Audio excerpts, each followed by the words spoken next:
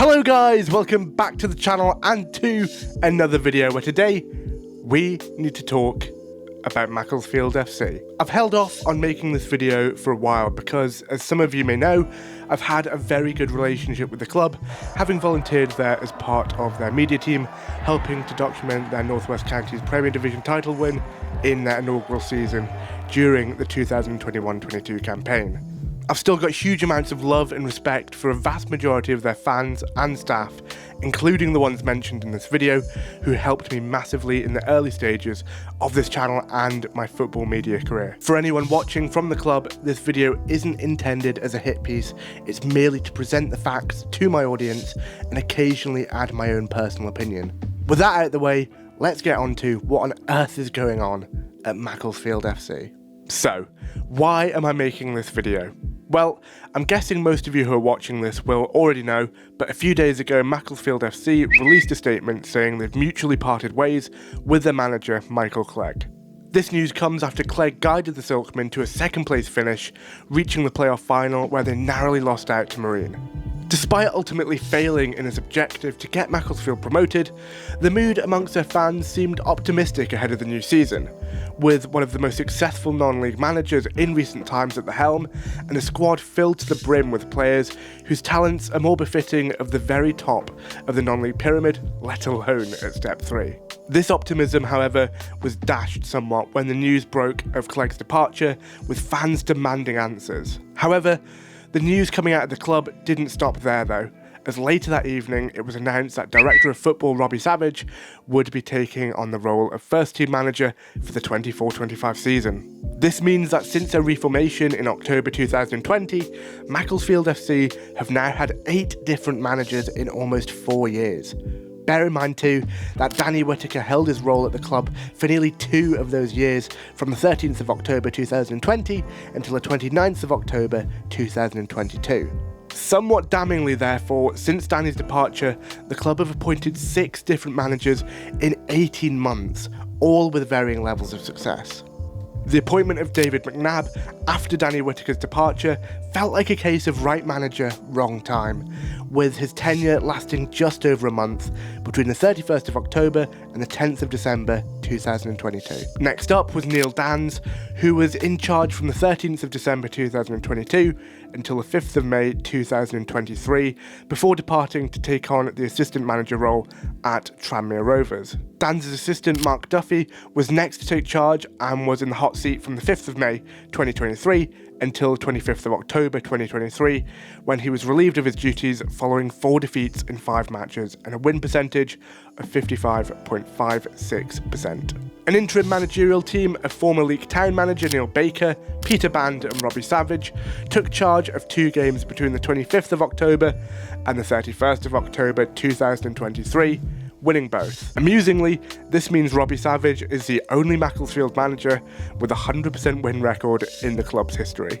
It was then the turn of another former player to take the reins, as Alex Bruce returned to the club as manager on November the 1st, 2023. As is becoming a bit of a theme, however, Bruce didn't last long in charge either, as he stepped down from his role to become Carl Robinson's assistant at Salford City on the 21st of February 2024. Following Bruce's departure, Michael Clegg was somewhat controversially appointed the following day after stepping down from his role at Warrington Rylands, who sat above the Silkmen in the table at the time. 11 wins in 16 games followed. However, this wasn't enough to secure Clegg's role for the upcoming campaign, with both manager and club seemingly agreeing that a separation was the best move for both parties, which leads us to where we find ourselves currently. Following the update on Savage's new role, the club released an article which is where things get really interesting. The club reports that Savage had agonised over an offer of a senior role at an unnamed club, which would have meant him relinquishing his role at Macclesfield and with it, his shareholding in the club.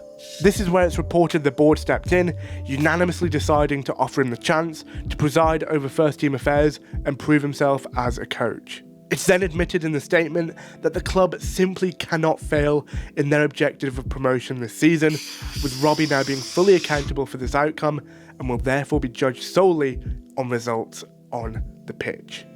I'll give my thoughts on this part later. Further to this, the statement details that Robbie will be supported in his role by Peter Band, who returns to the club just 18 days after he was announced as Colton's assistant manager for the 24-25 season.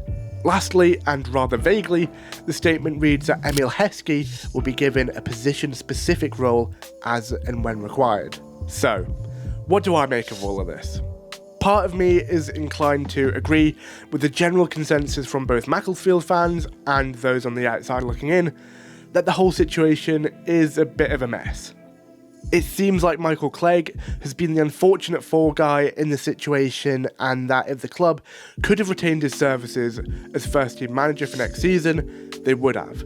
However, due to the situation regarding Robbie Savage briefly outlined in the statement by the club, I think their hands were somewhat tied. Does this mean Robbie Savage is a problem at Macclesfield?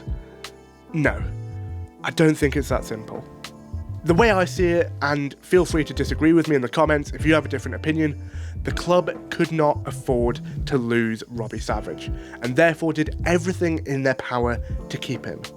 After all, he, along with Rob Smethurst, saved the club back in October 2020, and without their combined efforts, Macclesfield simply would not have a competitive football club right now.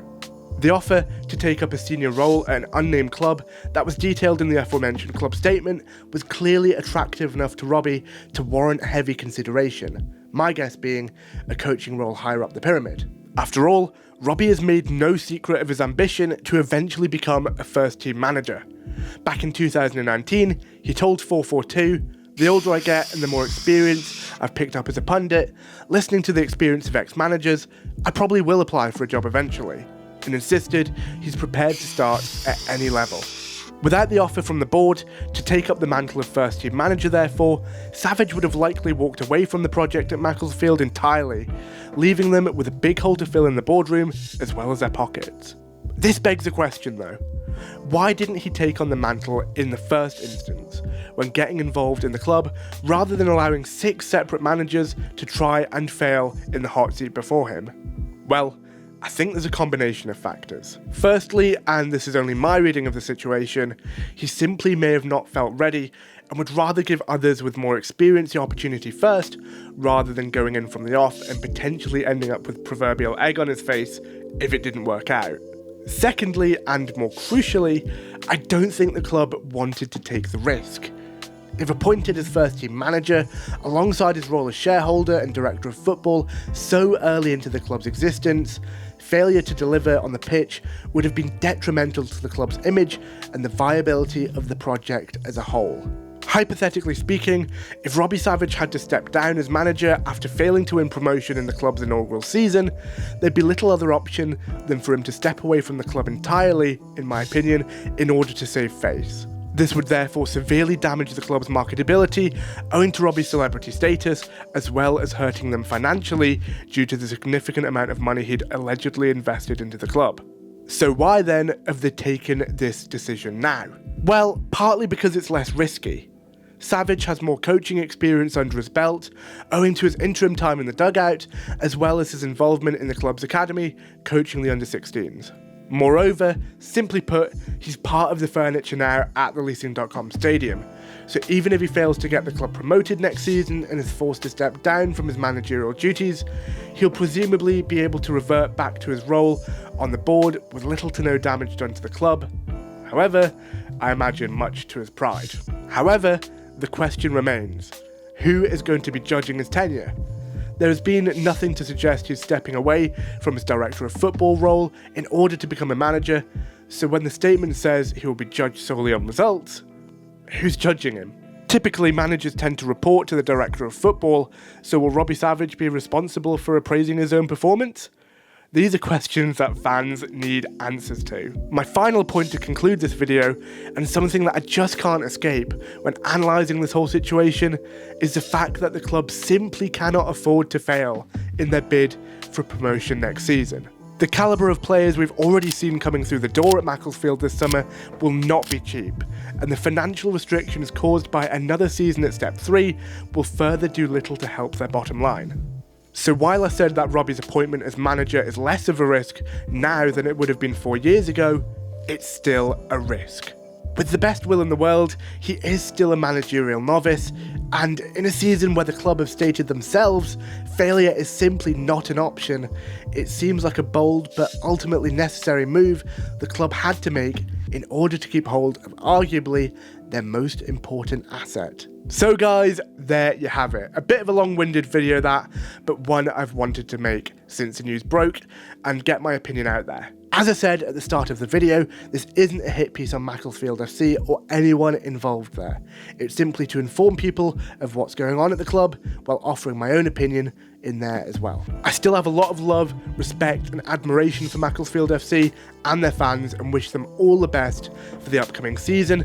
Hopefully Robbie can put the doubters to bed and get you that promotion you deserve. If you are a Macclesfield fan or a fan of any other club for that matter that has enjoyed this video, please do not forget to leave a like and of course subscribe to the channel with notifications turned on so you never miss an upload. Thank you so much for watching today's video and I will see you in the next one.